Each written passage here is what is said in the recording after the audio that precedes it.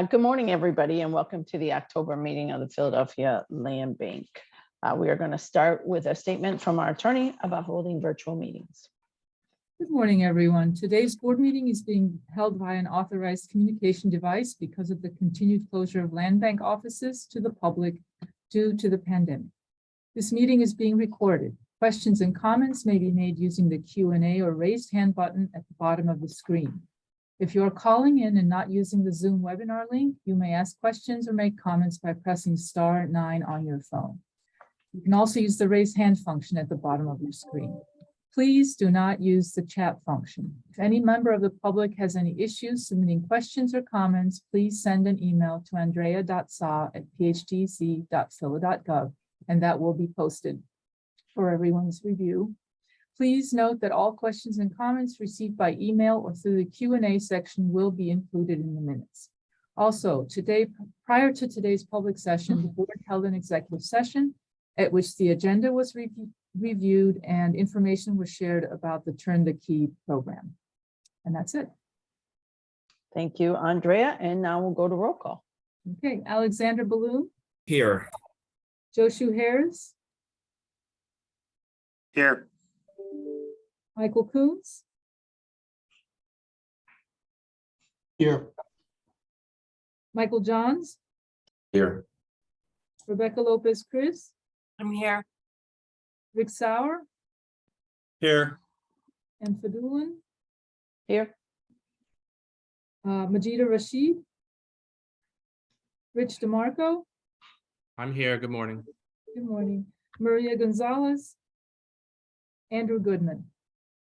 Here, good morning.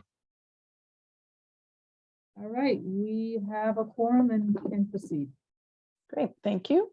Next, we have approval of the minutes for the September Land Board Bank meeting. Hopefully, the board has had a chance to review those minutes. If there's no questions or comments, I'll entertain a motion. I move that we approve the minutes. Second. Motion has been made and properly seconded to approve the minutes of the September 13th Philadelphia Land Bank Board meeting. All in favor, say aye. Aye. Aye. Any opposed? All right, motion carries. And Andrea, please note for the record that we are now joined by Board Member Gonzalez. All right, that brings us to the Executive Director's report. Good morning, board and public. I don't have the board executive director's report at this point. Okay, that brings us to the administrative section of the agenda, and we'll start with item A, which is interagency transfer of 800 West Cumberland Street. Good morning, Madam Chair. Thank you. So item 4A, as you said, is an administrative matter pertaining to an interagency transfer. Today, we're asking the board to authorize conveyance of title of property owned by the city through the land bank to the Philadelphia Housing Authority. The conveyance will be for the disposition, reuse, and management by PHA. And that property, which is located in the 5th District, is located at 800 West Cumberland Street. Thanks. Thank you, Jesse. Any questions or comments from the board on this item? Seeing none, do we have any members of the public that wish to speak to this item?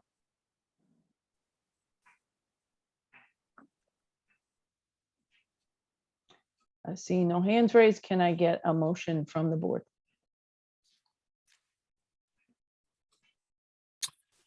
Motion to approve. Second.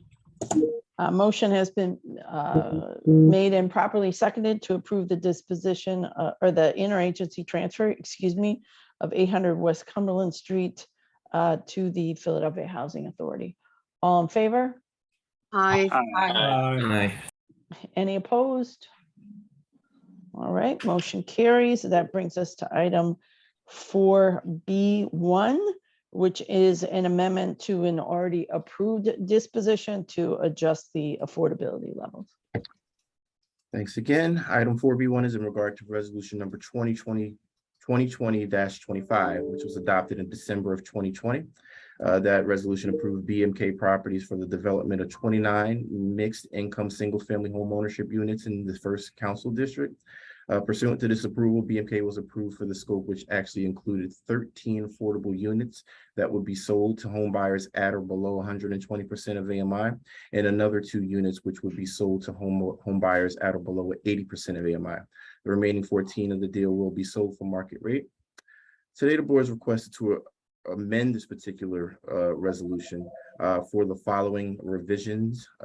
1, to revise the AMI for the 13 affordable units from 120% AMI to 100% in AMI. This will allow for the homes to be eligible for a turn-to-key program subsidy to the home buyers. And the additional change will be to set the maximum sales price for those 13 units, which will now be sold at 100% AMI, setting that maximum sales price at $280,000. And then revising the 2 units that would be sold at 80%, revising that sale price for a maximum of $230,000. Please note that the developer will still purchase the property for a reduced price of $60,000. They remain consistent with evidence of project financing, remain in compliance and good standing with the City of Philadelphia.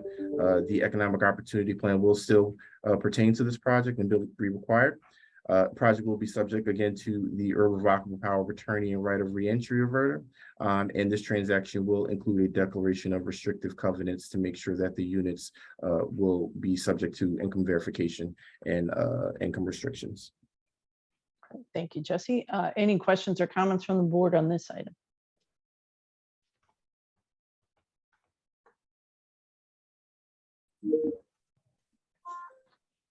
All right, seeing none, are there any members of the public that wish to comment on this item?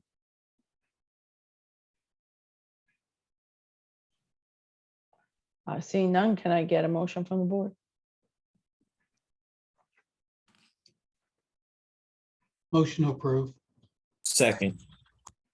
Motion has been made and properly seconded to approve the amendment to the disposition of resolution number 2020-25. All in favor? Aye. Aye. Any opposed? All right, item carries, and that brings us to item 4B2, which is another amendment to a previously approved disposition. Thanks, Ann. Item 4B2 is in regards to resolution number 2021-52, which was adopted last November. This resolution approved BMK for the development of 43 mixed income home ownership units in CD1. Pursuant to this approval, BMK was approved for the scope, which included 8 affordable units that would be sold at 80% of AMI, and 14 affordable units which would be sold to those at 120% of AMI. The remaining 21 units of the deal will be sold for market rate. Today, the board is requested to amend this most recent resolution for the following: a reduction in the AMI for the 14 affordable units from 120% AMI to 100% of AMI. Again, allowing for the homes to be eligible for turn the key, that particular subsidy for the home purchasers. We're also looking to set the maximum sales price for the 14 units at 100% of AMI to $280,000, and for the 8 units at 80% AMI to a maximum sales price of $230,000. This resolution, or this amendment, excuse me, also looks to revise the plans for 2250 to 52 East William Street, revising those plans from 2 single-family units to 1 duplex, which would be built on a consolidated parcel between 2250 and 52 East William Street. This particular consolidation will be necessitated by a discrepancy in the legal description of 2250 East William Street, with the lot now being a remainder parcel that is ultimately too small for the construction of 1 single family unit. Therefore, each unit will now be put in a duplex. Each duplex unit will contain 2 bedrooms and 2 bathrooms. The upper unit will have a roof deck, and these units will be sold at 100% of AMI. And finally, the amendment actually looks to approve the revision of the unit mix as a result of those change in plans, from 41 single-family homes and 2 duplexes. Well, 41 single-family homes and 2 duplexes. It'll still include 22 affordable units comprised of 12 single-family units at 100% AMI, and now 2 duplex units at 100% of AMI. and then 8 single-family units at 80% of AMI, as well as the 21 market rate units. The developer will again still purchase the property for $86,000, remain consistent with the evidence of project financing in compliance and good standing with the city of Philadelphia. Economic opportunity plan still stands, and the project will be subject to irrevocable power of attorney and right of re-entry reverter, and subject to a declaration of restrictive covenants for the units to ensure income restrictions and income verification requirements. Jesse. Andrea, any public comment received on this item prior to the board meeting? Yes, no, there were none. Okay. Do any members of the board have any questions or comments on this item? Seeing none, do any members of the public have any questions or comments on this item? I see none. Can I get a motion from the board?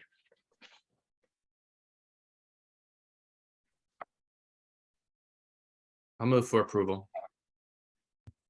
Second.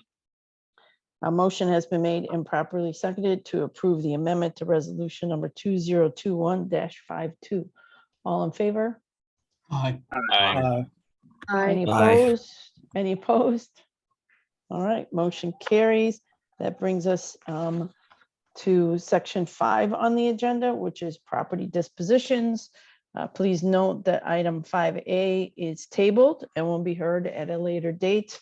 And so that brings us to item 5B, which is a development solicited through a request for proposals. Thanks, Sam. Item 5B, today we're requesting the board to authorize the disposition of properties in the city's Ludlow area to F.E. Darien LLC for the development of an affordable homeownership project in the 5th district. The proposal itself includes 36 single-family affordable homeownership units, all of which are 2 stories with basements, roughly about 1,600 square feet each, containing 3 bedrooms and 2 bathrooms, and sold to households with incomes at or below 100% of AMI. The maximum sales price for these units will be capped at $280,000. This particular application was solicited via a request for proposal process for the properties, and the applicant itself was the most qualified bidder for the properties. These properties include the following: 1510, 1512, 1514, 1520 to 26, 1530, 1532 to 34, 1538, 1540, 1542, 1544, 1552, 1554, 1556, 1558, and 1563 North Darien Street, 1526, 1528, 1540 North 8th Street, and 1501 to 13, 1529, and 1545 and 1549, also 1551 North 9th Street. The developer will be purchasing this property at a nominal bid price, its particular nominal bid price. Evidence of project financing has been provided by the developer. The applicant remains in good standing with the city of Philadelphia, and it will be subject to an economic opportunity plan. Project will also be subject to irrevocable power of attorney and right of reverter reentry. And the sale of all units will include a declaration of restrictive covenants so that the units will be subject to use restrictions and income verification requirements. Thanks.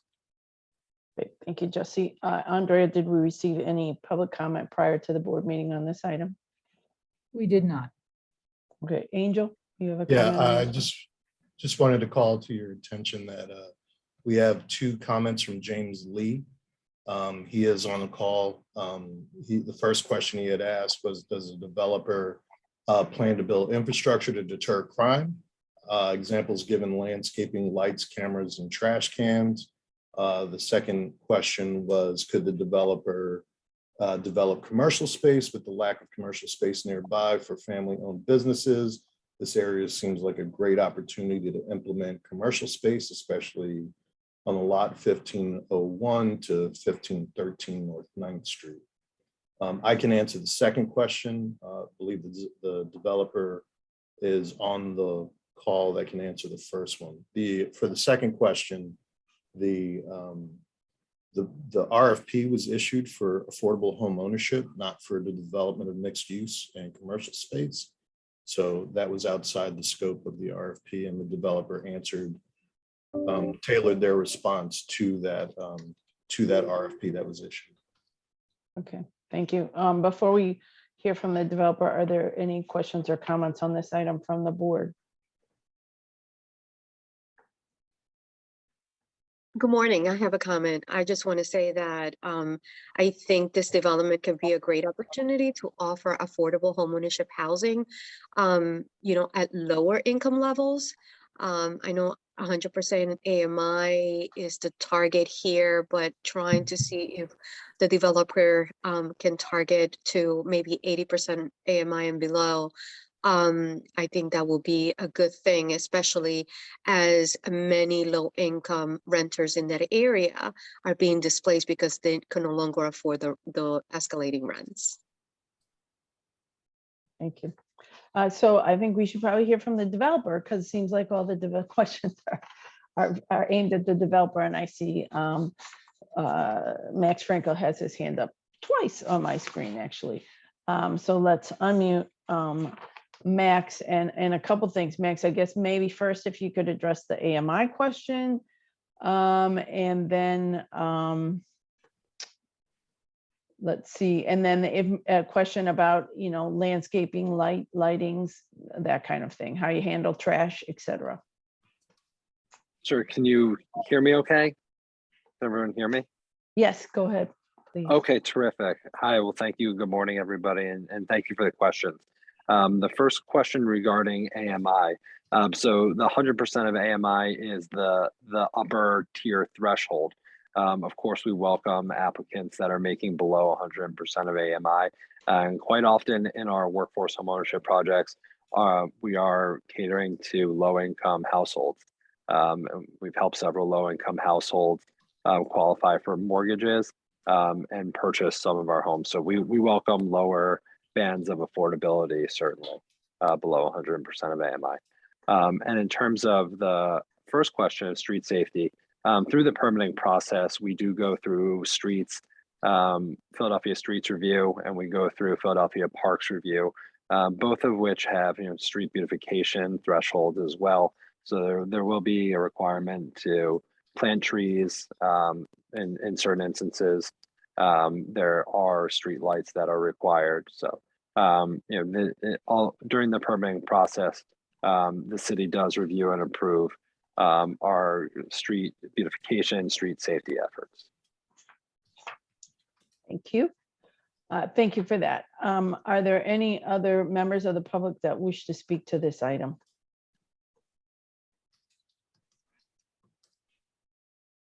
It looks like I have a hand raised by Tara Bruce. Good morning. Good morning. Go ahead, please. Yes, I just want to concur with Ms. Gonzalez stated in regards to the AMI possibly being lowered. Looking at the community that you're actually moving into, that would be the best and in my opinion, direction to go into as affordability, because there is just not enough development specifically on city land that is the direction that we go to. And so I understand that he said that he would be more than willing to, but as a person that lives in Philadelphia, not necessarily in this particular area, but in an area that has felt it, I just wanted to speak in regards to possibly lowering the AMI also. Thank you. Yeah, thank you, Ms. Bruce. And I think it's just helpful at this juncture to remind folks that these properties would be eligible for tune the key, so that could potentially buy them down an additional $75,000. I don't have the sales price listed in front of me. Angel or Jesse, do you have any idea what these maybe sold at 280? So that could drop the price potentially to 205.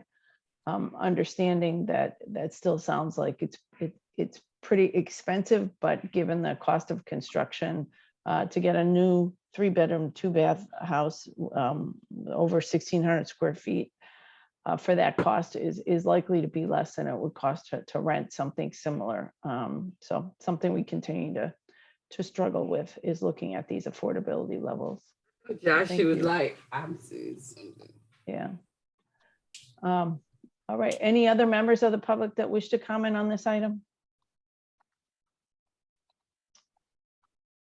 Seeing none, can I get a motion from the board? I move that we approve the disposition. Second. Motion has been made and properly seconded to approve the disposition of these parcels for affordable home ownership housing. All in favor?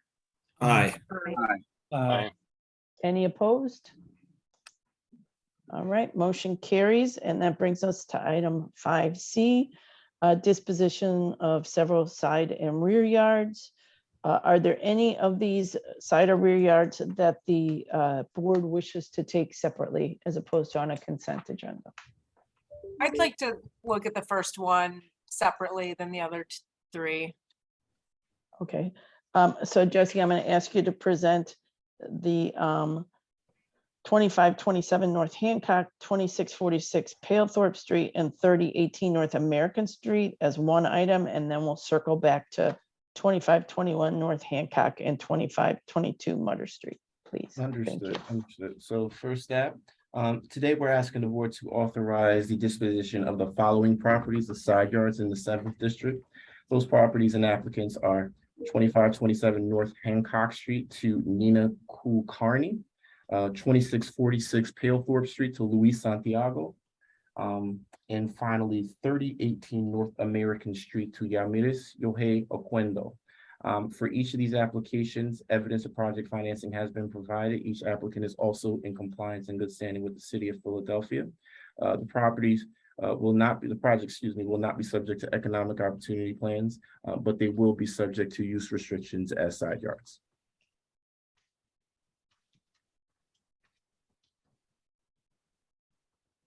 Thank you, Jesse. Any questions or comments on this item, these side yards from the board?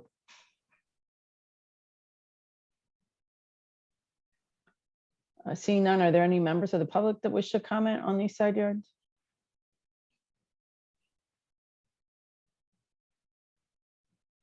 Seeing none, can I get a motion from the board? I move for approval of the disposition of these parcels for side yards. Second. Motion has been made and properly seconded for the disposition of 2527 North Hancock Street, 2646 Palethorpe Street, and 3018 North American Street for side yards. All in favor? Aye. Aye. Any opposed? All right, those dispositions carry. And that brings us back up to 2521 North Hancock Street and 2522 Mutter Street. Thanks, Ann. So today we're asking the board to authorize the disposition of these two properties as side yards, also in the 7th district. Those properties are 2521 North Hancock Street and 2522 Mutter Street. The proposed disposition is to the adjacent owner, Zoraya Nieves, again in the 7th district. The project financing has been provided by the applicant. Each applicant is, this particular applicant is compliant and in good standing with the city of Philadelphia. She will not be subject to her economic opportunity plan, but the properties themselves will be subject to use restrictions for just side yards. Thank you, Jesse. Any questions or comments on this from the board? I did have a question on this one. So, I mean, because the request is 2 parcels that kind of go across the entire block, was there any sort of analysis performed around the Mooger property and whether or not there's a potential for assemblage in that area? I think the Hancock one, is maybe a little different, but it's the Mooger parcel that I think is maybe a missed opportunity. So Mutter Street, the answer to your question is yes. We have had numerous conversations with the council office in the 7th district prior to the change. Priority that's been explained to our office is that side yards were a priority. This request came in basically going for the 2 parcels because the limit is you can ask for numerous parcels up to 1440. So they qualify in that sense. So in the past, when we have analyzed properties for possible development, development opportunities, the priority was more so for us to vet it for side yards prior to any consideration about an RFP or any kind of competitive sale for disposition for land, for housing development.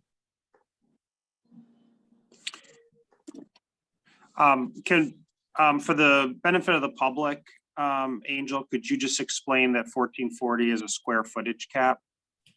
Correct. Under the disposition policy, 1440 is a cap. So any parcel that's oversized cannot be disposed of as a side yard. So Go ahead. Sorry. is there Sorry, Rebecca. is there any potential future analysis of this area given other changes in that district that we should consider holding the Mutra property? Let me just say this, in the past, there are several community development corporations that have interest in developing affordable housing.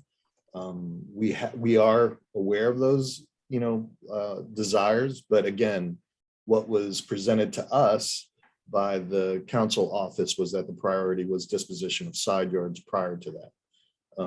So those were vetted, and let me just finish. They were pulled without a new council person. There hasn't been any further conversation. So I mean, I would say that generally this board has been very amenable to side yards in the 7th district. I mean, we just approved 3 of them. I think this might just represent a missed opportunity because that one parcel, and I'm not saying the Hancock one, happens to just bifurcate a lot of vacant property that could potentially be something maybe someday. I don't know. Like, we haven't done the analysis. I would be hesitant to approve this today. Well, hold on, guys. I just want to recognize Mike because he's actually had his hand up. Go ahead, Michael. So the Mutter Street property is in the middle of a bunch of vacants, but none of the vacants on that side of the street are publicly owned. None are tax delinquent, or none are lien tax delinquent. I haven't, by that I mean US Bank liens. And the property's only 580 square feet, so it's not really practical to build a unit on 580 square feet. And right now, there's nothing to pair it with. Thank you, Mike. And I'm going to recognize Joshu and then Maria. Thanks. I guess my question is whether or not the land bank staff can comment on what the impact on the possible future development, if that property were to be acquired by the land bank of the future, what the impact of conveying this one lot might be. I think it would be negligible. I mean, to Mike's point, putting out all, on Mutter Street, they have, the average lot size is 550. So you're looking at a particular type of development and whether somebody would want to develop that. It's not a main street, it's a side street.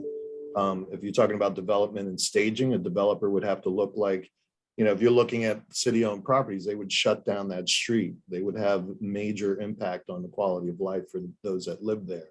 So, but again, the question becomes, we have an opportunity now to, convey it to a property owner and take it out of our inventory. Otherwise, we're responsible for maintaining it. And there may be quite a bit before we're able to actually issue RFPs on this block. Thanks for that perspective. And if we did, I mean, removing a 550 parcel really wouldn't have that much of an impact. And Maria. Yeah, I just wanted to piggyback on what Angel was saying. I'm very familiar with this area, and Mutter Street is a very tiny street where usually they had Trinity, those small Trinity houses, because they were very small lots, and cars will park right on the sidewalk because the street is very narrow. So I think, unless there were many adjoining properties to be able to do a full development, it's really not economically viable just, to hold back one lot. unless you had many. And Andrew. I just want to add, not to the assemblage potential question, but more another piece about the eligibility criteria in the code for side yards. It might be worth looking at this language more broadly in the future, not related to this specific application, because my assumption is that the adjacencies and the square footage were set, assuming these properties were adjacent to one another, as opposed to being adjacent to the primary residence. And so you end up with some, or at least that both lots would be on either side of the primary residence, right? As opposed to one next to it and one catty corner. So it just ends up with some interesting orientations that probably warrant, broader conversations in the future, just related to that specific portion of the code. Any other questions or comments from the board? Andrea checking in. Do we hear anything from any members of the public on this item? There were none. Okay, and do we have any members of the public here now with us who wish to comment on this item?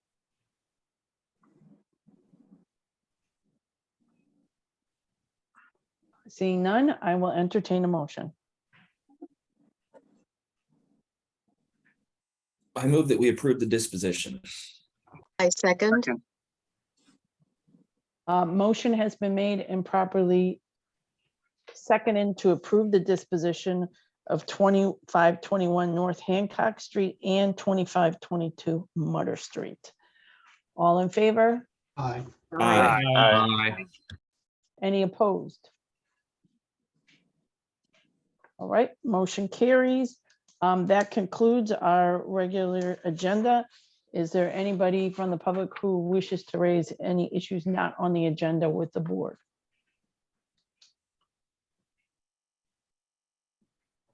Seeing none, can I get a motion to adjourn? Motion to adjourn. Second. And Rebecca, you want to make a comment? Just very quickly, there was a question asked in the executive session about the status of sheriff sales. Do you want a quick update? Sure, real quick update, and then we shall entertain the motion to adjourn. I apologize. The law department is still negotiating with the sheriff to try to get a legal contract in place. So January, no earlier than January, and that might be optimistic. Great, thank you for that update. All right, we have a motion on the floor to adjourn. All in favor? Aye. Aye. All right. Thank you, everybody. We will see you back here November 15th. So check your calendars because we're usually the second Tuesday of the month. Next Monday, next month, we're the third Tuesday of the month. So November 15th. Until then, be well, everybody. Take care. Take care. Thanks, everybody. Bye. Aye.